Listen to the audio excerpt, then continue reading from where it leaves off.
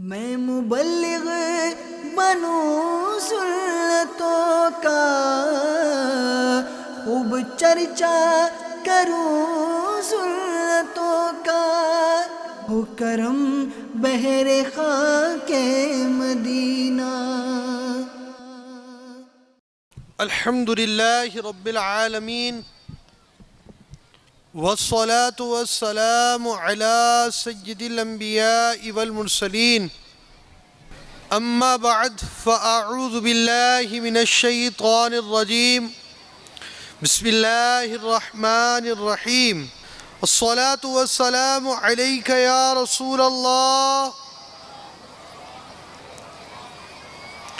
وعلى آلك وصحابك يا حبيب الله، الصلاة والسلام عليك يا نبي الله وعلى آلك وصحابك يا نور الله۔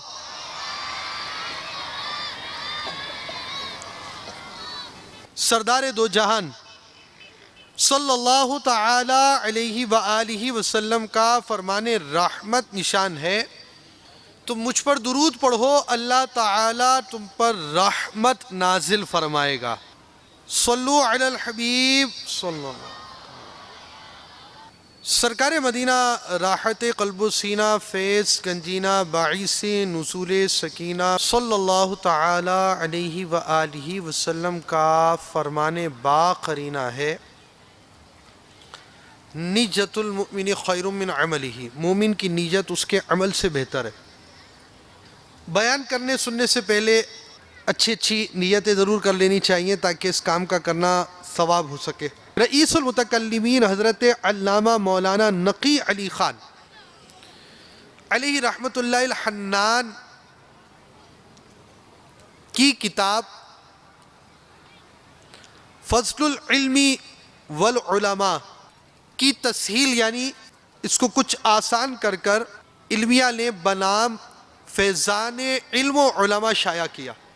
اس کتاب کے صفحہ نمبر 9 پر علم کی 3 فضیلتیں لکھی ہیں۔ اول، خدائے غفار عز و جل نے علماء کو اپنے اور فرشتوں کے ساتھ ذکر فرمایا، اور یہ ایسا مرتبہ ہے کہ اس کی نہایت یعنی انتہا نہیں ہے۔ دوم، ان علماء کو فرشتوں کی طرح اپنی وحدانیت کا گواہ، یعنی جس طرح فرشتے اللہ تعالیٰ کو ایک مانتے ہیں، اس کی گواہی دیتے ہیں، علماء کو بھی اس کا گواہ قرار دیا، اور ان کی گواہی کو وجہ ثبوت الوہیت قرار دیا۔ کیا معنی ہوئے؟ علماء کی وہ شان ہے کہ اللہ تعالیٰ ایک ہے، اس کی ایک دلیل اللہ تعالیٰ نے یہ بیان کی کہ علماء اللہ کو ایک مانتے ہیں۔ ان علماء کی گواہی مانند گواہی ملائکہ کے معتبر ٹھہری، یعنی علماء کی گواہی کو فرشتوں کی گواہی کی طرح قرار دیا گیا۔ حضرت سیدنا امام غزالی علیہ رحمت اللہ العالی نے روایت کیا کہ عالم کو ایک نظر دیکھنا سال بھر کی نماز و روزہ سے بہتر ہے۔ در مختار میں ہے کہ حضرت سیدنا اسماعیل بن ابی رجا رحمت اللہ تعالی علیہ سے منقول ہے کہ میں نے امام محمد رحمت اللہ تعالی علیہ کو خواب میں دیکھا، حال پوچھا، انہوں نے کہا مجھے خدا عز و جل نے بخش دیا اور فرمایا اگر میں تجھ پر عذاب کرنا چاہتا تو علم عنایت نہ فرماتا۔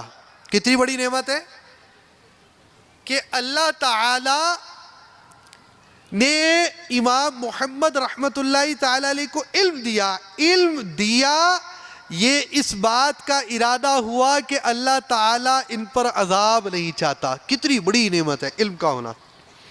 بخاری و ترمذی نے بسند صحیح روایت کیا کہ رسول اللہ صلی اللہ تعالی علیہ وآلہ وسلم نے فرمایا خدا تعالی جس کے ساتھ بھلائی کا ارادہ کرتا ہے اسے دین میں دانش مندی دین کی سمجھ عطا کرتا ہے. الاشباح والنظائر میں لکھا کہ کوئی آدمی اپنے انجام سے واقف نہیں ہوتا سوائے فقیہ کے، کیونکہ وہ با اخبار مخبر صادق یعنی سچی خبر دینے والے سچے نبی کی سچی خبر سے جانتا ہے کہ اس کے ساتھ اللہ تعالیٰ نے بھلائی کا ارادہ فرمایا ہے. اب دیکھیے آپ ہمارے یہ جو سرپرست اسلامی بھائی آئے ہوئے ہیں، آپ کے بچوں نے یا آپ کے زیر سایہ جو بچے ہیں انہوں نے آج ناظرہ مکمل کیا اور دعوت اسلامی سے اس سال مدارس المدینہ للبنین و للبنات یعنی مدنی منیوں کے مدرسۃ المدینہ اور مدنی منوں کے مدرسۃ المدینہ سے 4316 نے حفظ کیا اور ناظرہ پڑھنے والوں کی تعداد ختم کرنے والوں کی تعداد 13169 رہی. صرف باب المدینہ کراچی کے مدارس المدینہ للبنین سے اسناد حاصل کرنے والے یعنی امتحان پاس کرنے والوں کی جو تعداد رہی ان میں حفاظ اور حافظات 670 اور ناظرہ والے 2769. صرف باب المدینہ کراچی کے اندر تقسیم اسناد کے 11 اجتماعات کا سلسلہ رکھا گیا. میں توجہ جاؤں گا ہمارے یہ سرپرست عاشقان رسول کی. انہوں نے ناظرہ پڑھا ایک اچھی بات ہے، مگر کیا ان کا ناظرہ پڑھ لینا کوئی کامیابی کی ایسی منزل ہے کہ انہیں کوئی ایسی سند مل گئی کہ ان کی آخرت کے معاملات حل ہو جائیں گے؟ کیا یہ ضروری ہے؟ انہوں نے ایک اچھا کام کیا جس نے انہیں مدرسوں میں داخل کیا، پڑھایا، بالخصوص والدین. لازمی بات ہے اس میں والدہ کی کوششیں بھی عام طور پر شامل ہوتی ہیں. وہ تیار کر کر بچوں کو بھیجتی ہے، اس کا خیال بھی رکھتی ہے، خوراک کا خیال رکھتی ہے، بہت اچھی بات ہے. اور والد بھی بس اوقات لانے لے جانے وغیرہ کے کاموں میں ہوتے ہیں، ورنہ کم از کم اجازت سے ہی ان کے بچہ مدرسے میں داخل ہوتا ہے.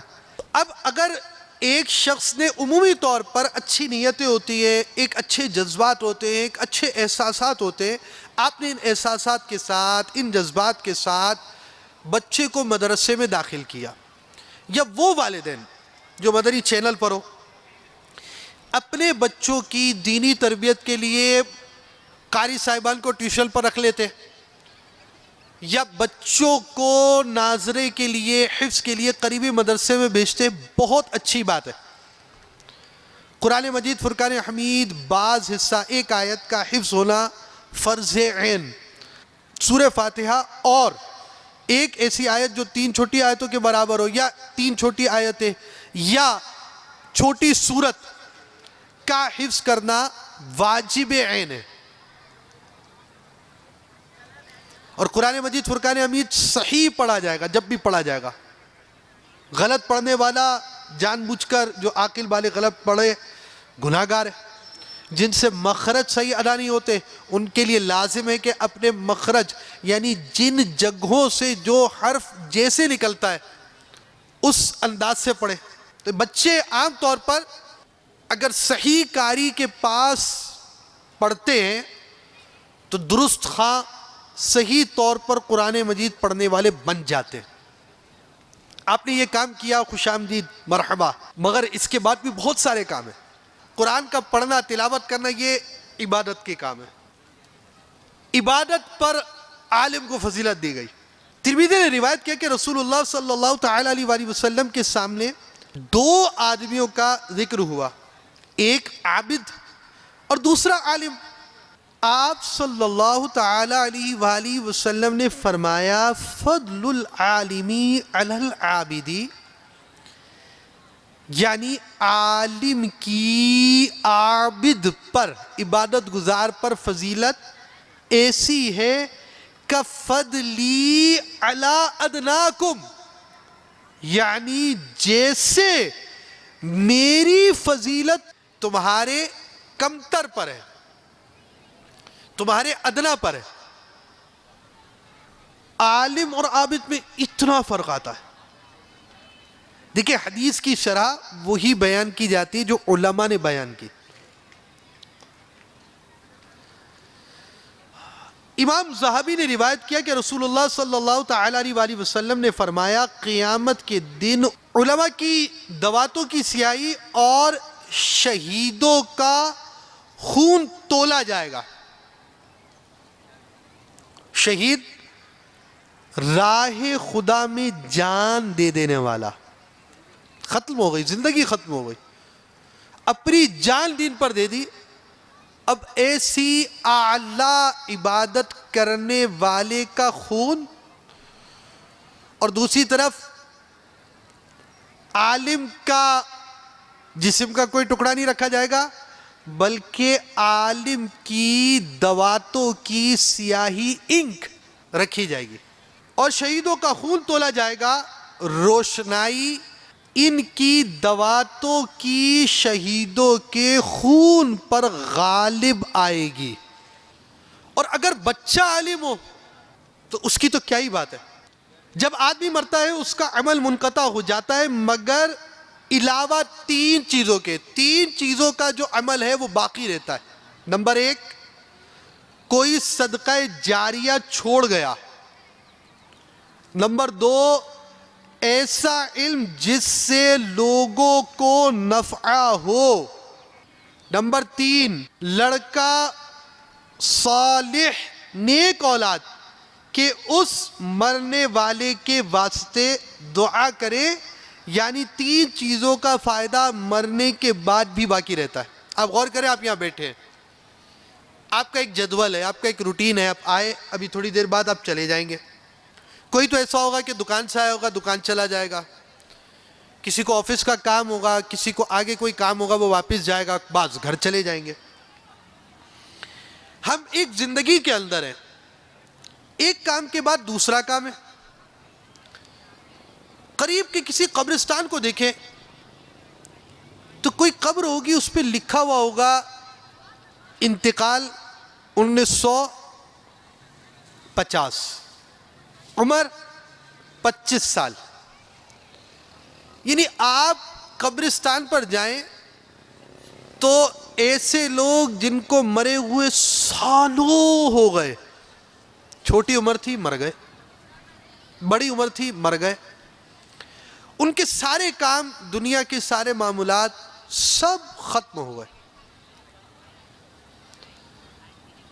ان کے سویم کرنے والے، 40ویں کرنے والے، برسی منانے والے، وہ بھی جاتے رہے۔ آپ دادا کی برسی شاید مناتے ہوں، آپ نے سنا ہے کوئی پردادا کی بھی برسی مناتا ہے؟ آپ نے کبھی سنا ہے کوئی پرنانا کی بھی برسی مناتا ہو؟ لوگوں سے ان کے پردادا کے نام پوچھے، نام نہیں پتا ہوں گے۔ یعنی انسان کی ایسی عجیب سی بے بسی ہے، عمل ختم ہو چکا، مگر اس کی خواہش، ضرورت ثواب کی باقی ہے۔ اور وہ لوگ جو اس کے لیے دعائیں مغفرت کرتے تھے وہ بھی اب نہ رہے۔ تو ایسے وقت میں اس نے پیچھے جو چیزیں چھوڑی ہوئی ہوں اس کی کیسی اسے قدر ہوگی۔ ایک عالم ہے، علم چھوڑتا ہے، اس کے طلبہ علماء بنتے، آگے علم کا فروغ دیتے ہیں، پھر یہ سلسلہ آگے چلتا ہے تو پیچھے والوں کے لیے بھی ثواب کا ذریعہ بنتا رہتا ہے. تو آپ کے بچوں نے یہاں ناظرہ کیا، کیا ہی اچھا ہو کہ آپ بھی اپنے بچوں کو عالم بنائیں، حافظ بنائیں، دین کے لیے بھیجیں. یعنی کیا ایسا نہیں ہو سکتا کہ ہمارے ہر گھر میں قرآن مجید، فرقان حمید، ناظرہ پڑھنے والے سب افراد ہوں، بعض حافظ ہوں اور بعض عالم ہوں، اور وہ علم دین حاصل کرنے کے بعد سنتوں کی خدمت کے لیے رائے خدا کے مسافر بن جائے. آپ کا بچہ آپ کے لیے دعائے مغفرت کا سامان کرنے والا ہو، آپ کا بچہ آپ کی آخرت کے لیے راحت کا سامان کرنے والا ہو. ہم آئے ایک ترتیب سے، ایک سیکوینس سے آئے ہیں کہ پہلے پردادا، پھر دادا، پھر باپ، پھر بیٹا، پھر پوتا، پھر پرپوتا.